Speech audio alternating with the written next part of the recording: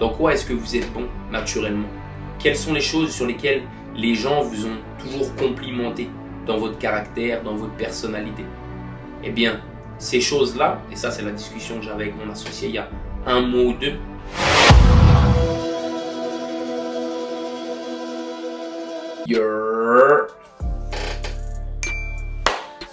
Bonsoir à tous, j'espère que vous allez bien. Ça y est, Keto Gatsby est de retour en costume. Fallait commencer à fitter avec le nom. Et je suis très content de vous retrouver. J'avais pas envie de revenir, pas maintenant.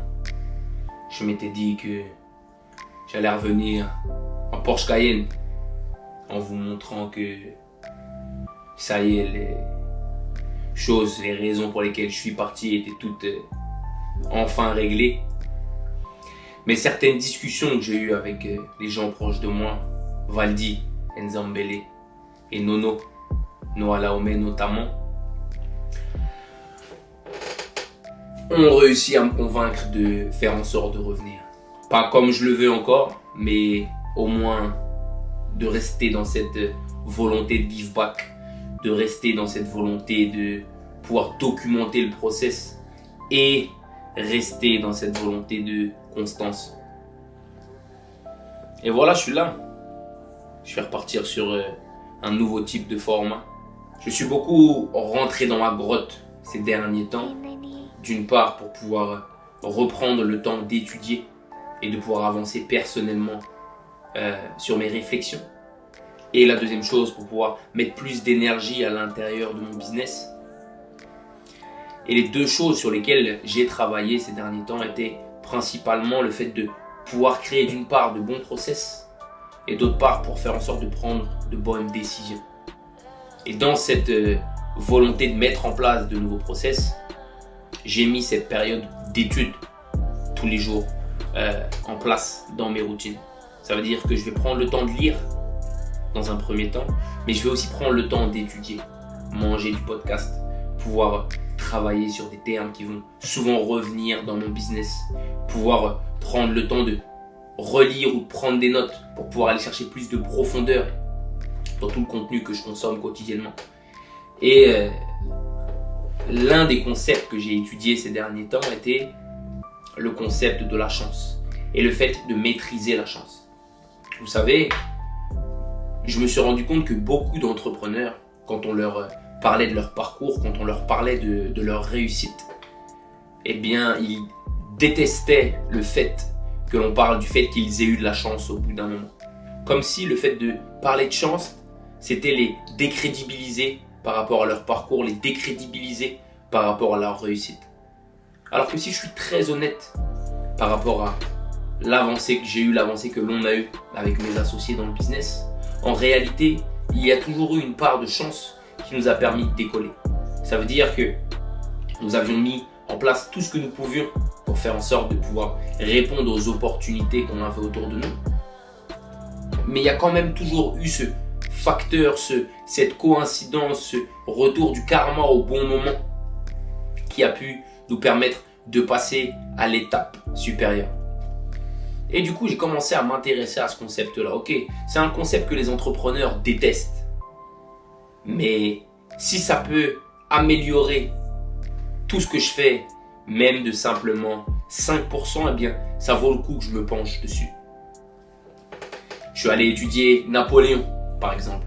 Et justement, toute sa philosophie du fait de pouvoir maîtriser la chance. Napoléon était par exemple quelqu'un qui faisait en sorte que quand il choisissait ses majors, eh bien, il faisait en sorte de travailler avec les personnes qui avaient eu le plus de chance. Ça veut dire qu'à nombre de victoires égales sur le champ de bataille, il allait prendre l'état-major le moins amoché, le plus chanceux dans la bataille parce qu'il savait que au moment de l'affrontement, eh bien, il y avait un facteur divin qui pouvait faire la différence et lui permettre de remporter des victoires. J'ai étudié par exemple, je ne sais plus quel est le nom de son auteur, mais j'ai noté sa phrase qui parle justement de la notion de chance et qui dit « Avoir de la chance est un effet collatéral d'une attitude qui consiste à être une chance pour autrui. S'il est intéressant de me rencontrer, si je suis un territoire original de quelque manière que ce soit, j'ai une valeur ajoutée pour l'autre.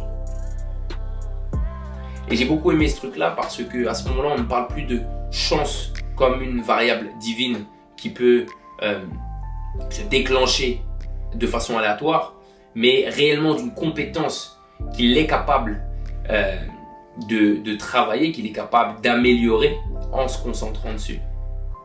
Et si vous réfléchissez à cette phrase, s'il est intéressant de me rencontrer, si je suis un territoire original de quelque manière que ce soit, j'ai une valeur ajoutée pour l'autre. Et je pense que ce que j'aime beaucoup dans cette phrase, eh bien, c'est un peu ce concept de sérendipité qu'ils ont aux États-Unis. Donc le fait de faire des rencontres qui peuvent changer votre vie. Et j'aime surtout l'aspect de contrôle que vous avez déjà personnel par rapport à ce facteur chance. Si je suis une chance pour autrui, ça veut dire que si je présente bien, si j'ai une bonne posture, si je fais en sorte de pouvoir sourire aux gens autour de moi, si je fais en sorte de pouvoir démarrer la conversation avec des gens autour de moi qui visiblement souhaitent me parler, mais peut-être qui par peur du rejet ne le font pas, eh bien, je vais pouvoir développer ce facteur chance. Je vais pouvoir créer des opportunités qui, si je ne faisais pas attention, me passeraient sous le nez. Et si ça se trouve, ces opportunités me sont passées sous le nez par le passé parce que justement, je n'étais pas concentré sur ce facteur personnel que je peux avoir par rapport à la chance qui est « soyez déjà une chance pour autrui ». Faites en sorte de montrer le meilleur de vous-même. Faites en sorte d'être souriant. Faites en sorte de parler correctement. Faites en sorte de pouvoir suivre aussi votre intuition. Le sixième sens dont parle Guillaume Houbèche dans le podcast Sans permission avec Oussama Hamar, Yomi Denzel et Antoine Blanco. Ce sixième sens que l'on a réellement, que l'on ne pousse jamais à développer, mais qui peut nous permettre de prendre les bonnes décisions, les décisions qui viennent des tripes. Et étant quelqu'un de bienveillant ou de bon par nature, eh bien, cette volonté de développer la chance, je pense qu'elle me parle tout particulièrement parce que justement, ça va avec mon caractère. Et je sais que à l'heure actuelle, si je commence à capitaliser sur des choses qui sont naturelles pour moi, eh bien, ça va me permettre de développer mon business. Souvent, quand on fait du business, on veut se concentrer sur les compétences dont tout le monde parle, qui vont être bien entendu des compétences très importantes. La vente, le marketing, l'opérationnel pur. Mais au bout d'un moment, eh bien, j'ai commencé à capter que le plus facile, c'était de faire sa nature et de faire sa nature le mieux possible. Dans quoi est-ce que vous êtes bon naturellement? Quelles sont les choses sur lesquelles les gens vous ont toujours complimenté dans votre caractère, dans votre personnalité?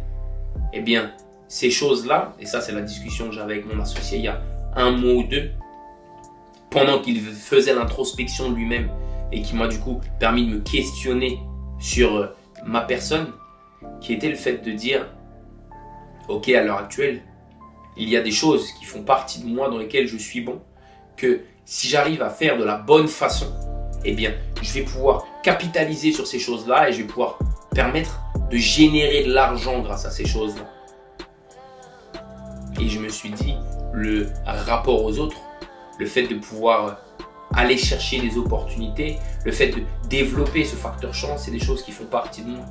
Et en réalité, il ne tient qu'à moi de les développer beaucoup plus.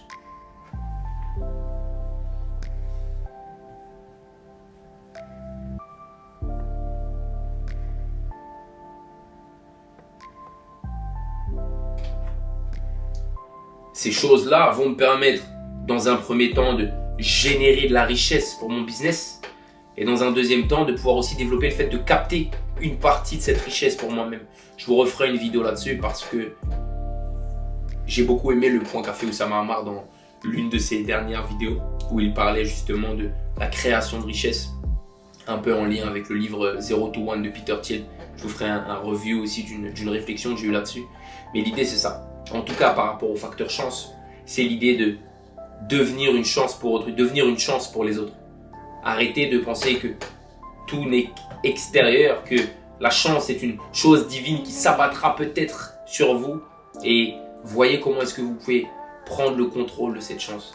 Comment est-ce que vous pouvez la séduire? Comment est-ce que vous pouvez faire en sorte de petit à petit l'amener de plus en plus dans votre vie? J'ai un de mes amis qui me disait, moi j'essaye d'utiliser la chance le moins possible. Comme ça, quand j'en ai besoin, eh bien je sais qu'elle sera là. Et je pense que longtemps, j'ai réfléchi de cette façon. Mais au bout d'un moment, je me suis dit, attends, si je pouvais faire de la chance l'un de mes alliés et l'utiliser beaucoup plus que tout le monde, j'aurais un avantage incroyable.